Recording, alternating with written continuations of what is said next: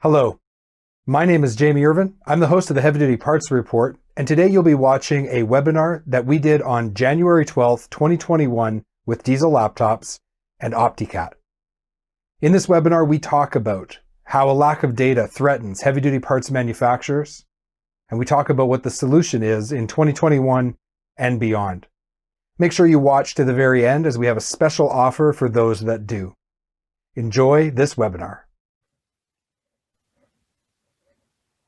Let's now bring in our panel. I would like to introduce you to our panel. I'm going to switch views here so everybody can see them on the screen. First of all, we have Tyler Robertson, CEO of Diesel Laptops. Tyler, how are you today? I'm doing great, Jamie. Glad to be back with you. Glad to have you here. For those who are not familiar with Tyler and Diesel Laptops, it is a diagnostic tool company. What are they here? Why are they here to talk about data? That's an interesting connection for those who don't know. We're going to get into that. To help us with that, we have JB Ryan, who's Senior Vice President of Special Projects. That's a little clue of why we might have Diesel Laptops on to talk about data. JB, welcome to the webinar. Thanks for having me, Jamie. Glad that you're here. And we have a guest that we're very happy to have on.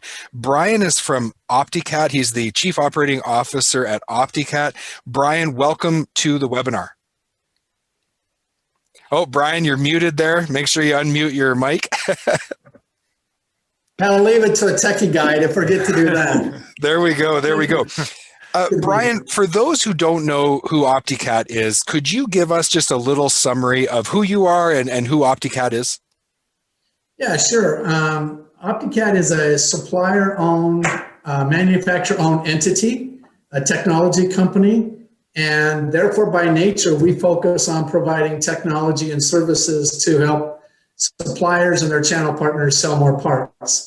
And currently we're really engaged in the enhancing of digital transformation for suppliers and getting their product information into a digital format and then allowing them to share that with their channel partners. But it's all in an effort to help them and their channel partners sell more parts and products. Excellent, excellent. Tyler, could you give us an overview of why Diesel Laptops is on this webinar today? Yeah, so didn't intend for it to go this far, right? So the problem we were just trying to solve for people is we have diagnostic tools that lead people to a problem and they need to buy a part. And I've been in the parts industry, you've been in the parts industry for a while. It's a really fragmented industry.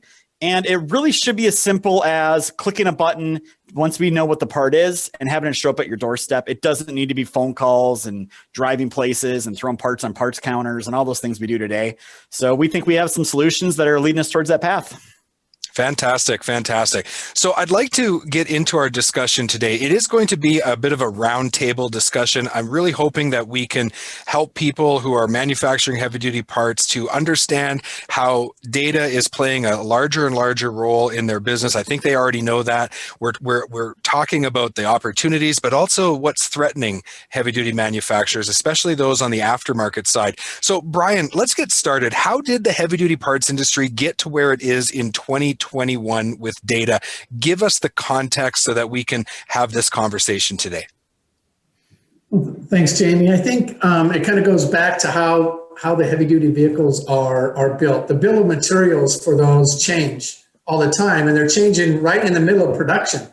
Much different than light duty. Light duty, when they decide to make a Ford F-150, it's pretty consistent. You have a make model and a submodel, and there's going to be variations, but at least those variations, what they are.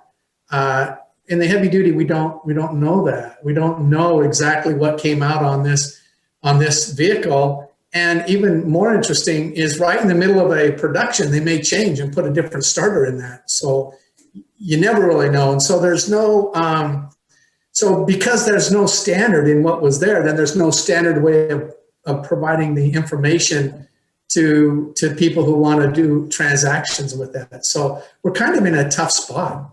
Yeah, we really are. And, you talk about light duty. Now, if I remember correctly, somewhere back around the early 2000s, the light duty automotive industry went to work on kind of solving their data issues. Can you give us a little bit of history on that? I sure can. Prior to that, in the in the automotive or the light duty space, if you go to a counter, right, and go to a parts store, and they had this big counter and it was just full of catalogs. And if you knew, and the counterman was really good at knowing what part to find and which catalog to find that part in. Well, then in the late 90s or actually in the early 90s, this all became digital. And but yet it still wasn't consistent. You had manufacturers, some created data and some didn't. And it wasn't until about 2001 in that era where they started to create a standard that would make it easy to share data between the supplier, the manufacturer of the part, to the guy that was trying to sell the part. And so that all began in around 2000, 2001 timeframe. And it's grown from there. Right. So since then, what I understand, the trajectory for light duty has been that they have standardized their data. Can you tell us a little bit about what ACEs and PIs is? Just give us a high-level overview before we start talking about heavy duty. Yeah, well, there were two things that the guy that's selling the part needed to know. One was, what does this fit? And the other was, what's it made out of? How heavy is this part? What's it made of? What's the voltage? Whatever. And so they split that up into two different kind of files that they would use to transmit to their channel partners. So they would say, hey, here's an ACES file. And in this file, we're going to have all the information that tells you what vehicle this part fits. And then in the PIs file, here's all the information that tells you everything about that part. So PIs stands for product information, and ACES is all about the automotive or all about the car. Okay, makes sense. So let's turn the conversation to heavy duty. JB, during this time period from 2001 to 2021, where we are today, while this was going on in light duty, what was heavy duty up to? From my perspective, it seemed like heavy duty was really trying to figure out how to make good quality products that fit applications. So if you look at a commercial vehicle, which all of these are, they're trying to figure out how to do the job that is at hand. They're not trying to figure out how to keep that truck up and running. So they were focused on how to build equipment that was right. They were focused on weight. They were focused on the other pieces of the puzzle, like being proprietary, which is what our OEMs have really been fighting for a long time. And as you've seen the right to work information come out in the automotive industry, you haven't seen that come over to the commercial vehicles, which has really caused a lot of the latency of us coming to market with good information. So we don't have standards in the heavy duty side that they have in the light duty side. And I think that all belongs to the priority and the proprietariness of the OEMs. Yeah, that makes a lot of sense. Tyler, you were building this diagnostic tool and software company. I think it was about circa 2017. You had a customer come to you and had a conversation with you that really sparked the whole getting into data and the part side of heavy duty. You had experience working for dealerships prior to starting your company. But tell us about that conversation in roughly around 2017. Yeah. So, I worked on a parts counter. I ordered parts. I knew how the parts worked. I was a service manager. I filed warranty claims on parts. And once you're in that space on the dealership side, you notice a lot of problems that exist in the marketplace. And the customers hit the nail on the head. He goes, man, this is ridiculous. I got to call around and try to find this one part. Maybe I have an OEM number. They don't have stock. They can't get it for 3 days. I know there's an aftermarket. I got to call 3 or 4 people. And just the cross-referencing is really what it started with. And we had an employee here, Nate, and he was in tech support, but he's a very, very good parts guy. He just wanted to come work for us. So that's where we put him in tech support. And then this whole parts thing started coming up. And we just said, you know what? For free, let's give everyone a great parts cross-reference tool that will really allow people at least to find the alternatives. And that's the first piece of the puzzle. Does an alternative exist for this part once you know the part number? And we've kind of gone both directions off that now, right? Trying to find that part, the part number, and then the other side of it. So that's really what started with, was customers just saying, man, I really wish I could cross-reference some parts here to just get my trucks out of the shop. And at the end of the day, that's what people are trying to do. They're trying to fix their trucks quickly and efficiently. So when people think of Diesel Laptops as a diesel diagnostic tool company, they're thinking of us wrong. They need to think of us more as an efficiency company to allow them to repair trucks quicker. And yes, that does bleed into the parts world because that's a lot of the repair costs. Right. So Brian, light duty started back in 2001. there was a real focus on getting this standardization of data, which they've achieved now. What I understand is happening is right now in 2021, heavy duty is in the midst of heading down that same road. Is it going to take as long as it took with light duty, or is there some advantages now that we have in an industry to kind of get there faster? Oh yeah, we have a huge advantage today in the heavy duty environment because technology's there. We have technology that we can take the information in and we know what to do with it. So there's a lot of technology out there that allows that to happen. And it took the mindset of executives in the light duty space a long time to figure out that it was needed. But what happened is their channel partners required it, but they didn't get with the bandwagon early enough, some of them, and some of them lost out. So I think from our conversations with a lot of suppliers, the desire to be there is there, but maybe they don't know how to. So, it's the important thing is that if you want to be there, then you just got to make some moves to get there because there's all kinds of help and support to get there. So yeah, it's kind of a crazy environment, but we're going to get there a lot faster. If it took the automotive industry 15 years to get there, I think that in just a couple years, we can be there with heavy duty. And maybe not to the degree, I'm sorry, Jamie, maybe not to the degree where I can tell you exactly what that fits, but maybe we can if technology's right. Jamie, Right. Just to put an exclamation point on that, Yeah. What you see happening in the bigger macro side is look how many billions have been invested into technology companies in the transportation space in the last 2 years. It is unbelievable right now, the amount of money flowing in there.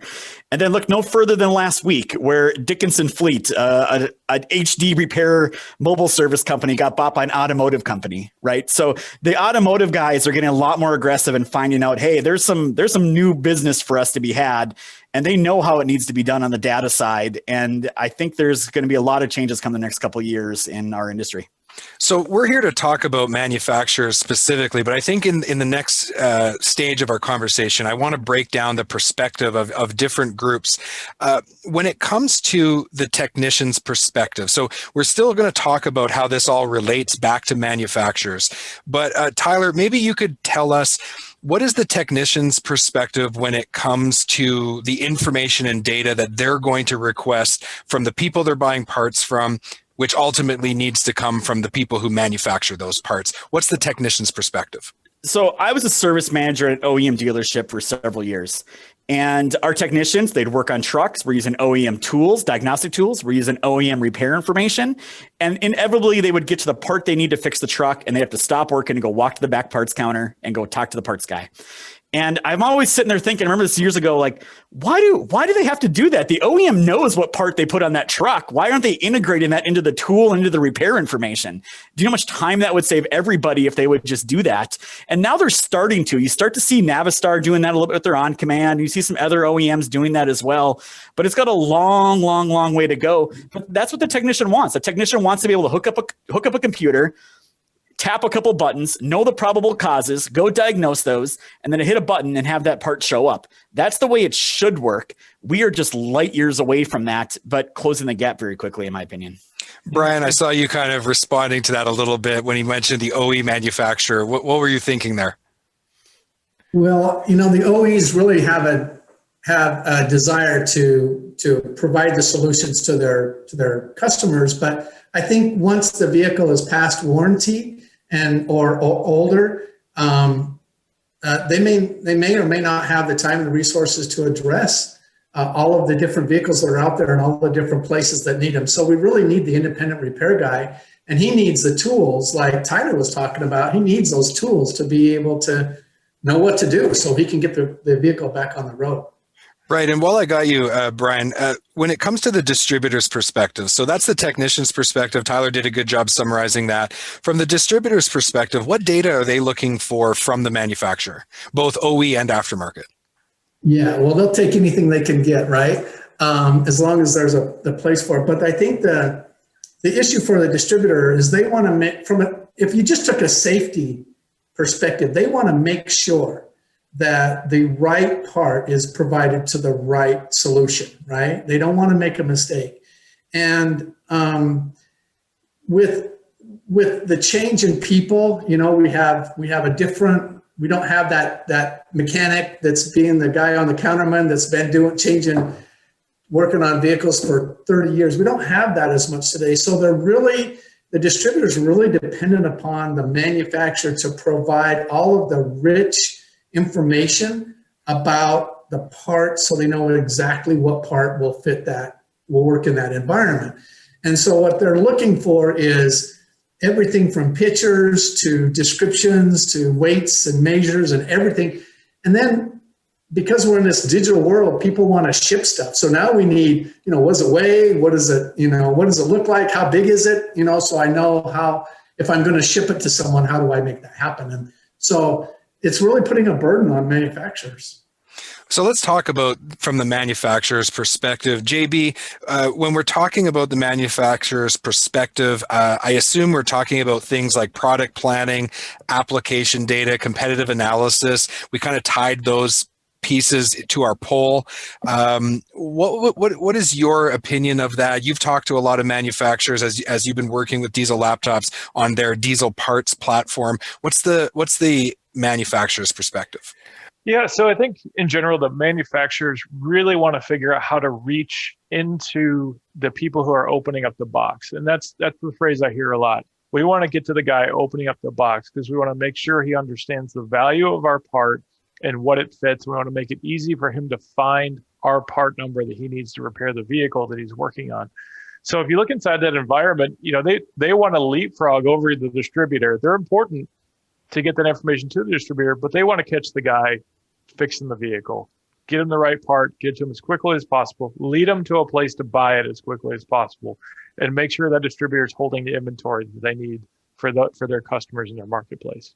Right. So it's not about like going around the distributor and trying to sell directly to the end user. It's about making sure the data gets to the person who's buying and installing the part, using it, and making sure that they understand what they're buying and it's the right application. You know, when I think about a couple common scenarios, so what I've heard distributors say it's so frustrating when we have the part on the shelf, like 5 feet behind the parts person, but the parts person's unable to identify what the customer's asking for and they lose a sale. That's frustrating for the distributor. It's also frustrating for the manufacturer.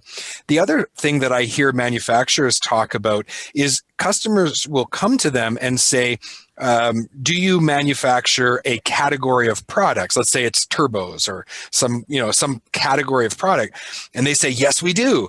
And they say, great, tell us what you manufacture. And so they'll send them a list of all the part numbers that they manufacture. And the customer inevitably comes back and says, but what does it fit? And I heard a lot of manufacturers say, we don't know. Brian, have you seen that? Yeah, that happens all the time and even happens in the automotive space, believe it or not. What happens is the aftermarket will actually, many of the aftermarket guys made the part that's in the production line that went on the vehicle, but no one ever told them what vehicles it fit. They built that part to spec, to meet a specification, but no one ever said, oh, this is going on, you know, an Navistar, or this is going on, whatever. No one ever told them what it was going on. So they don't know. So they have to figure out how to do this research, or is there a way to get this information? So, and that happens in automotive. They had to try to figure it out and hire people to try to help them determine what fits what. But it always goes back to that OE number that you were just talking about, Jamie. Right. So Tyler, when you and I have been working together, you know, we've talked a lot about how this information it's out there, but it's just never been, first of all, as Brian knows, it's never been standardized. And second of all, it's never been like aggregated in a simple place where people could get at the information easily. Tell us a little bit about the journey that Diesel Laptops has gone through in the development of the Diesel Parts platform. Yeah, I mean, it started with a cross-reference, right? And we said, hey, let's make a great cross-reference tool. And we put that out there. And people said, well, that's great, but I still don't know the part number I need to buy. I still got to call the dealer. You didn't solve that problem. And I'm like, okay, I love problems, right? So throw me a challenge. Let's see what we can do with it. No, you love solutions, Tyler. You don't love problems. Nobody loves problems. Other people's problems. Yeah. Yeah. Yeah. So, we said, hey, could we build an exploded view? And we picked a Cummins engine to start with. Could we build an exploded view where people could look up their parts without actually having the engine serial number? And a lot of people say that's impossible. They're all built differently. And I can tell you the vast majority of parts, if you take one Cummins ISX15 CM2250 and you compare every single part number enough times against a whole bunch of them, you end up with a pretty good list of parts that are all the same on all these engines. And then you end up with your variants and you research those variants. So it started with that. We call exploded views. And then we morphed it into other tools that we've developed through this whole thing. So once you start building exploded views and part numbers and cross references, you can start doing some pretty cool stuff. So going back to the whole ACEs in conversation is you can basically ping our database and say, I have this part. We ping it against all our exploded view tables. And we come back and say, oh, that part was installed on these model year truck, year make models. So we're able to do that in a very quick, easy fashion. And as we keep developing more modules, it just kind of makes a snowball effect and keeps growing and growing and growing. So as we keep going here, we keep releasing more tools. We released another one just yesterday, and that was by measurements. So I throw it up on the counter. I have a brake drum. I don't know which one it is. We walk the user through, measure here, measure there, and we give you the part number you need to buy. So it's all about creating tools that are easy for people to use on desktop environments and mobile apps. Right. So diesel parts can be found at parts.diesellaptops.com. And there's some free features inside of that. And that's really for the technician and it's for the parts person. So the repair technician and the parts technician. But as you built this tool for the industry, you were able to develop some custom reporting features. And that kind of was just a result of having to go through the work of making diesel parts a reality. JB, I'd like to kick over to you. Let's talk a little bit about the condition a lot of people's databases, their data is in, and how that relates to part number cleanup. Sure. So, as we studied the marketplace and we started talking to a lot of people in the parts selling business, we started to find that their databases were not clean. They essentially had a location or a customer's name tagged into a part. They would add source codes. They would have a prefix or a suffix or any type of piece of data to add in there. And so when you're trying to live in a world of connected databases and compare information effectively, we got to be able to clean all that up. We got to have one standard part number. And that's the approach we've taken in helping people clean up their databases. We were able to develop a tool. Tyler was brilliant to bring a tool in, have some developers put something together, said, hey, let's strip off all the weird characters and get back to the root part number. In fact, let's strip off all the weird characters and get back from the OEM part number to the people who actually made the product. And that web brake drum is a great example. If you look at other crosses in the industry, you see brake drums have 100 part numbers associated with it. It's really one brake drum. We tie it all the way back to that core part number that's made by the actual people making the product. And I think that's where it all starts, because a lot of people co-brand it. The OEMs co-brand it, the aftermarket distributors co-brand it, and they all have these different part numbers on it. We really care about who made the product and that right part number. Right, that makes a lot of sense. A question for you, Brian. Manufacturers, they must have several different kinds of part numbers for the same thing. Like they have maybe an aftermarket part number and an OE number, but is there also engineering numbers in that mix? And like I can imagine that their databases could become very complex very quickly. Well, yeah, you hit it right on the nail. They do have a service number or an engineering number, all these different numbers, but ultimately, there's a number that they use in their dealerships for the most part. And that number then, if an aftermarket guy knows that number and he's built his part number to mimic that number, then you can create this cross that Tyler was talking about, that, hey, this part number is the same in all aspects as the original OE number. And right. That's magical, because once you know that information, you can then determine where it's at. Right. Tyler, one of the reports that was able to be produced once you started to build the cross reference is something called mass cross. How could a manufacturer use the mass cross custom report? Yeah. So every time we talk to a manufacturer, at least when I was talking to them, right? Oh, we already have our cross references. That's what you hear a lot of. And a lot of times it's because they cross to the OEM number. Well, they have a competitor that also crossed the OEM, but they're not crossing to their competitor. They have no way to do that. So our software, because we go many layers deep and we use our AI learning, essentially, we have over 20 million cross references the industry doesn't know about in our database, and it's growing every day. So a manufacturer can easily give us a list of all their parts, and we will give them a list back of all the parts they cross to that are not just OEM, but potentially competitor part numbers as well.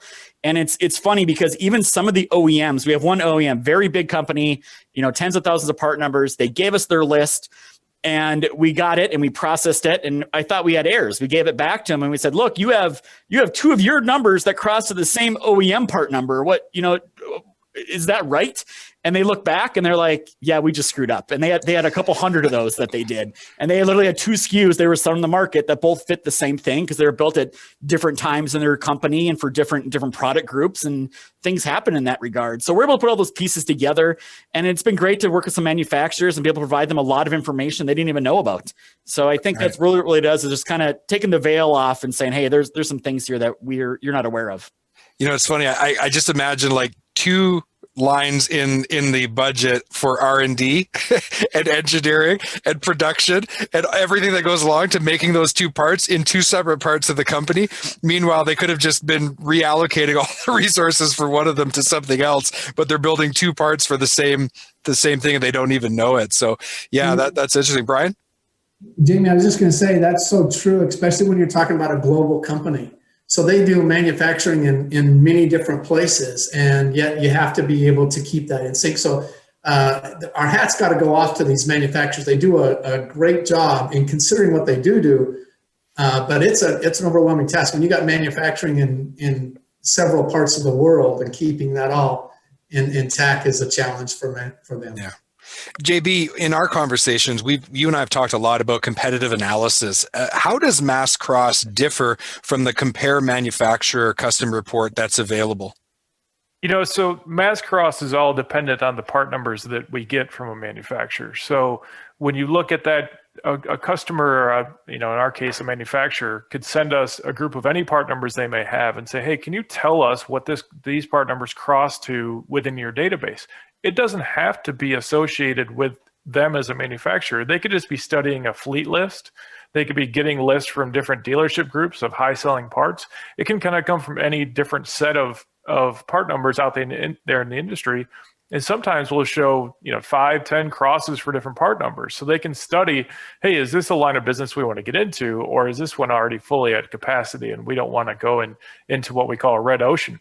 So the way we look at compare manufacturers, that's a place just to go compare two different distinct manufacturers. If you wanted to Cummins and Detroit, you could say, hey, these two parts cross in a Cummins and Detroit, and these two parts don't cross for Cummins and Detroit. And it's not a great example. There's not many parts between those two engine manufacturers that cross, but that's the idea, is that we just select two and we get a very narrow list of what does cross and the part numbers that are independent.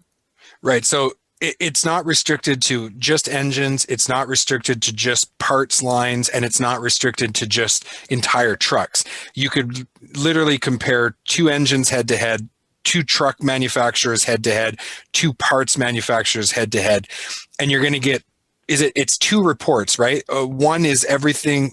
What are the two reports? I can't remember. Yeah. So fair question. So you get one report of every part number that crosses in between two different manufacturers. So manufacturer A makes this or sells this, and manufacturer B sells this under different part numbers. But they're identical. But they're both identical inside the box. Then you get a separate report that says, here's all the part numbers at manufacturer A that do not cross to manufacturer B, and then reverse it for all the B's to A's. So B makes a group of part numbers that don't cross to A makes a group of part numbers that don't cross to B, and they're both separate in those product lines. So in competitive analysis, this is really good for product planning because you could say, hey, look, we need to be more competitive with our nearest competition, and they're producing 680 parts. We're not. We're going to allocate some of the R&D money that we've been spending on making duplicate parts to making some parts that we don't make that our competitors do. Yeah, so if you want to build out that full catalog, I think that's the route that you take. You sit there and say, okay, well, our competitors are making these 3 part numbers. Let's do some analysis, figure out if we should be in that business and if it makes sense for our distributors for us to get in that business. Yeah. Okay, so we're going to now talk about what has been described to me as the holy grail of parts information in heavy duty, pure gold, it's been called, and that is application data, also known as what does it fit. Tyler, talk to us a little bit about this custom report and why is it that some people have described it that way? Yeah, so it goes back to pies. I'm sorry, not pies, aces. Hopefully Brian can nod his head there. I mean, yeah, so I get the two mixed up once in a while. But on the aces side, it's difficult because, like you said, I have a Toyota Camry. That car was built the exact same for probably 10 years, right? There's not a lot of variations in that. Trucks are the complete opposite. They're not vertically integrated. There's a lot of variances and things that go on there. So that's kind of the number one problem. And then he keyed on it earlier as well, is a manufacturer makes an injector. They sell it to Detroit's, for example. Well, they don't know what chassis Detroit puts those in or what models they put those in. That's information they never get back. So everybody wants this information because that's how you build online catalogs and lookup tools. And they actually can't even build their own because they don't know. So that's kind of the complexity and problem that we have. And the good news on our side is because we've built all these exploded lookups and we've gotten very, very granular with those things. And we have the other tools with cross references and application lookups and all these tools. We can kind of take all those resources and we put a team of experienced parts professionals together, and we're able to go do that research project and go back to the user and say, hey, here's the information that you were looking for, and provide it to them in the format that they need. Right. And Brian, from Optycat's perspective, what have you heard manufacturers talk about when it comes to this subject around what does it fit? They asked that question. What does it fit? I just made this part. Yeah. What does it fit? So it's not just us. It's not just Diesel Laptops. It's not just me at the Heavy Duty Parts Report. You're hearing it too. So, yes, exactly. Jamie, I think a lot of this is, I don't want to bring COVID into this too much, but it really sped things up. All of a sudden, and I'm sure Brian can allude to this, they're probably going to hit up every day from people wanting to pop up websites and online applications and mobile apps to allow people to look up parts to sell them. And they can't build those things like they can in automotive because they don't have all that ACES information and even the PIES information. So even if you had the lookups, you still need to know, like Brian said, how much does it weigh? What size is it? Because I got to calculate freight charges and where can you get there? And do I need a truck or is it a package? You need all that information. So it becomes super critical. And at the end of the day, distributors and manufacturers want to sell more parts, and we all need to make it easier for the end user to do those things. And that's what we're trying to accomplish with the whole process. Right. Okay. So we would like our audience today to take some specific actions. So if you're a heavy duty parts manufacturer, Tyler, tell me about the preferred manufacturer feature on diesel parts. What is it? How does it work? And why would a manufacturer watching this be interested in that? Yeah. So, we're building what I consider a world-class platform to do everything with truck parts. And everyone's free to go check it out, parts.diesellaptops.com, no credit card, not going to charge you anything. And at the end of the day, we want good partners in each product category to work with. We want long-term relationships. So featured partners, we have a manufacturer index. So they have a great looking page with a video and a company bio and a PDF and talk about their warranty. The non-preferred guys, it doesn't say anything besides their name. So we want to put those people preferred. And then we also want to make sure that they're top of the search rankings. So kind of like Google Ads, where people can get to the top to make sure that people find their products. We definitely want to make sure that the people we're working with, we're putting their product front and center in front of the customers. So if they're looking at their competitors, let's make sure they show up at the top of the list instead of their competitors. And then there's, of course, the whole advertising aspect that we'd love to talk to clients on as well. So if people are looking up U-joints and they're on the U-joint lookup page, let's make sure that OEM or that manufacturer has their U-joints as the default for that lookup. And let's also make sure we have the right ad placements there that are talking about their product and not their competitors. And we Right, want and all the relations. aftermarket manufacturers went, no. We want aftermarket options. So we want you to be listed there as well. So if you manufacture an aftermarket line, don't worry, we can integrate that so that you will be ranked there as well. And when people are requesting that aftermarket number, your number is going to pop up. Make no mistake about it. I am pro aftermarket. Our Diesel Laptops is built on aftermarket diagnostic tools. That's our bread and butter. Our customer base is aftermarket repair shops. So that's really where we get focused on. Fantastic. JB, I want to talk a little bit about we've been talking about custom reports, and I think Tyler said it very well when he talked about wanting to help manufacturers, wanting to consult with them on their needs. So what kinds of projects, data projects, are we looking to do with manufacturers, and what would they get out of that exercise with us? Sure. So I think we can go to a couple different routes. One, we talked a little bit about the mass cross earlier, and we can help them digest fleet data. We can help them digest, any type of customer data and try and figure out, what is the market really telling them about what people are buying. We can do obviously the compare manufacturer. We can start to really dig into who they compete with in their marketplace and building out their what does it look like to build out their effective catalog. And then the one final piece you hit on, which is I think the top priority is how do we get the application data in front of them? How do we help these manufacturers find out what vehicles that they're building parts for and that they fit? And so we can help them build out their web page, and we can help them bring that information to the end user, as Tyler said, the guy opening the box, get that information in front of them that says, if you need to replace a belt on this engine, this is your part number. If you need to replace a belt on this vehicle and you don't know what engine is in there, we can still tell you that same information. And that's really where I think we can really provide a lot of value, is getting them from the part number all the way to the vehicle that matches up so they can convey that information to their customers and their distributors. Fantastic.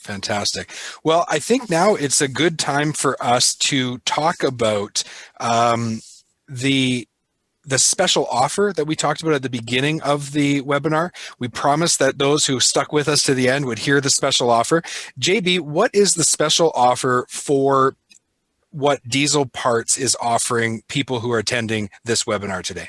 Sure. We want to bring a great report to the manufacturers on the call today. We're offering a free manufacturer compare, and this can be any two manufacturers in our database. Where they'll get that report we talked about what crosses from manufacturer to manufacturer and what part numbers do not cross. And so we're willing to provide one free report just to get them started in our process and learn about our data capabilities. Okay, and if people want to claim that is available for them in the month of January. Head over to heavydutypartsreport.com/diesel data. Now, if you didn't catch that, I'm going to include all of this information in the email that we send out to all of the attendees, that everybody who registered with the replay. So don't worry, you'll get that information. Brian, Optycat has generously also added to this special offer. What is Optycat offering manufacturers who have attended today? And thanks, Jamie. Look, we want to help suppliers in whatever way we can to get their data in a position to sell more parts. So we're offering a discount of 10% on the setup fees for getting them started in getting their data ready to be used in e-commerce markets. And so we're going to do that, and we're going to make that available until about the 25th of February. So please give us a call, and we'll be happy to help you get there. Awesome. And that offer is also found on heavydutypartsreport.com/diesel data. And there is contact information. We've listed 3 people at Optycat who can help out if you want to take advantage of that. So, thank you very much for your generous offer, Brian. Tyler, thank you also for the generous offer to those listening today. And also thank to all of you for sticking around to the end. Let's talk about a little of the question and answer. I'd really like to hear from people who have been listening, like what questions do they have? We got a couple that came in. Brian, maybe we can start with you. How do we collect all this information? That was the first question. Great question. Lots of times when we visit with manufacturers, we find out that they have some of the information's in marketing, and some of it's in engineering, and some of it's over here. And there are tools out there. They're commonly called a PM, or Part Information Management System. And there are tools out there that have been specially designed to handle the ACES and PIES data and all of this information coming in. So it's a software tool. You get all this information in, and then just with the click of a button, you can export the ACES files, or you can export the PIES files to Optycat, and then we can make sure it's disseminated to your channel partners. And I think the thing to remember also from a supplier standpoint is that you have to be careful to protect your data. The data needs to be protected. We're not the kind of place that we will give that data anywhere. You always own your data. We just want to make sure that your data securely is transmitted to just your channel partners. And we have a whole system that we built over the last 10 years that makes sure that that happens exactly the way a supplier wants it. And thank you for that answer, Brian. And Tyler, from your company's perspective, like maybe just go into a little bit of detail into how you're getting all this information. Yeah, and again, I know people think we're a diagnostic tool company, but we have over 30 people in our diesel parts division of our company that are doing everything from data entry to, we got a dozen experienced parts professionals that are here that know parts from various backgrounds, and we have graphic artists that build all their artwork and everything, and software engineers. So we have a pretty big department, and it's taken us a couple of years to get fine-tune the processes that we go through, and it's amazing now how much quicker and efficient we are compared to just even 6 months or a year ago. And again, it's a snowball effect. It keeps getting bigger as we go down the hill. So we get it from wherever we can. It's always best if we have a great relationship with the manufacturer. So that's kind of why I go back to that conversation. We want to have good relationships. I don't need to have a great relationship with every wheel seal company. I need to have a great relationship with one or two of them in order to really get what our end users need. So that's what we're really trying to do here. And again, we want those long-term relationships. That makes it easiest on everybody when it's a win-win for both sides. Right. So Mike Heath's been working in the background as our producer. Mike, I'm just going to get you to give me a few questions in a moment. You can come on with your video stream. But while you're getting ready for that, I have one more question that was here for JB. How do you know what part fits which vehicle? Like, how do you know that for sure? Yeah. So, I mean, that's a great question, right? How does, if the manufacturers of the part don't know for sure, how do we know for sure? I think that's probably going through a lot of people's minds. It goes back to the talented team and the knowledge that we have here at Diesel Laptops. So our process is to do a significant amount of research on every engine and every chassis before we go putting those part numbers in there. So we study up to 50 to 60 VINs of a vehicle and up to 50, 60 serial numbers of an engine to really go through, and that's by make, model, year. So we really dig into that vehicle. We want to be absolutely sure as we bring information to the market that it is 100% correct. And we take a lot of pride in that. So we take talented, knowledgeable individuals, lots of time and lots of research, and great systems and deployment. Okay. Mike, what other questions do we have from the audience? You want to give me one? Yeah. Hey, guys. First of all, we got a lot of compliments on the presentation and compliments on the offers. So great job, everyone there. One question we had was for Tyler. Would you ever have more than one manufacturer you're working with per category? And if so, who comes first? How do you decide? Yeah, if you're probably talking like search engine rankings and positions. So, I mean, first of all, we don't have more than one per category. And some, you know, if you go on our website now and you go to featured manufacturers, you'll see Dorman's on there, IPD's on there. We got Redline Emission Products on there as well. So Redline Emission Products, they make DPF filters, and Dorman sells DPF filters. It's not Dorman's core business. It is Steve's business. So we got a great relationship with Steve or Redline Emission Equipment, Redline Emission Products. So, you know, we kind of go that direction, and we're not actively out there trying to find another DPF cleaning company or DPF filter company to go make a relationship with. We have too many categories to go deal with at this point. So eventually, would I say ever? You know, what could eventually happen is, yeah, maybe it does turn into more like a Google Ads thing where you got to pay to make sure you're at the top of the results. Maybe we decide to go more with the customer feedback and let our customers rank the manufacturers or give their opinions and how many stars does each one get, and use that as part of the algorithm. So this all goes back to algorithm. It's kind of like asking Google, how do you make sure I'm on the top of the page? You don't. You just do everything you guys can in your power to make sure that you get up there. We'll kind of keep giving those guidelines as we go through talking to everyone. And certainly there isn't like hard and fast rules around exclusivity. Really, at the end of the day, Tyler, from your perspective, you've always told me you want to get the information in the hands of the people who are fixing those vehicles and using that equipment, right? So that is part of the guiding principle here of wanting to work with manufacturers. And but in that preferred status, there is some impotence on manufacturers to reach out to us and develop those relationships, because the ones who do are going to get that preferred status early on. Yeah, I mean, I do everything backwards, right? I think a lot of businesses look at how can I make money, and I go, how can I help that guy solve a problem fixing a truck?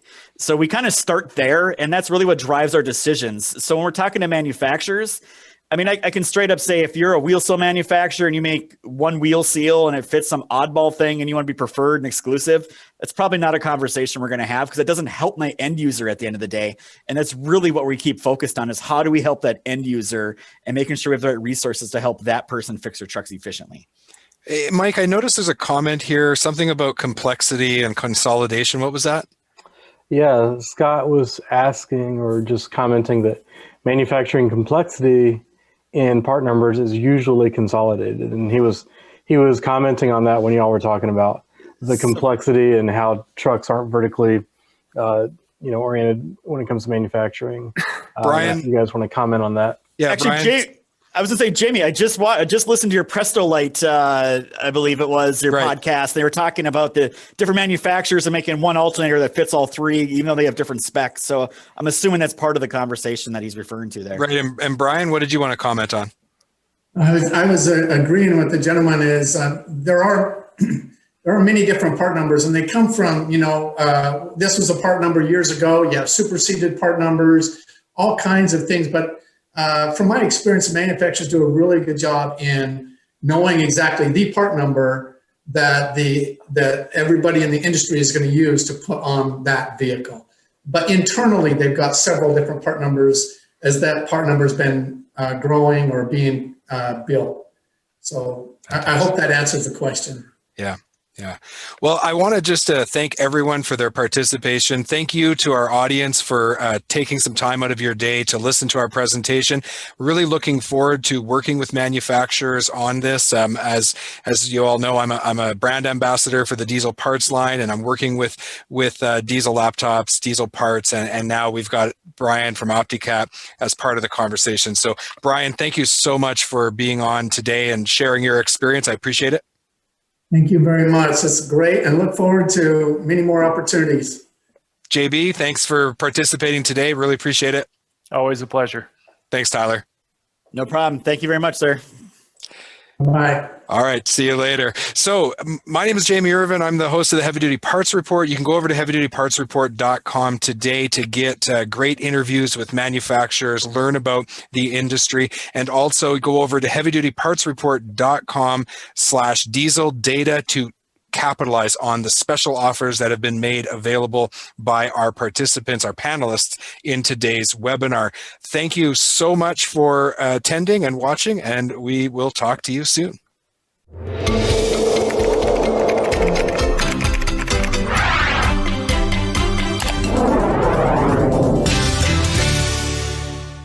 You can watch our next video.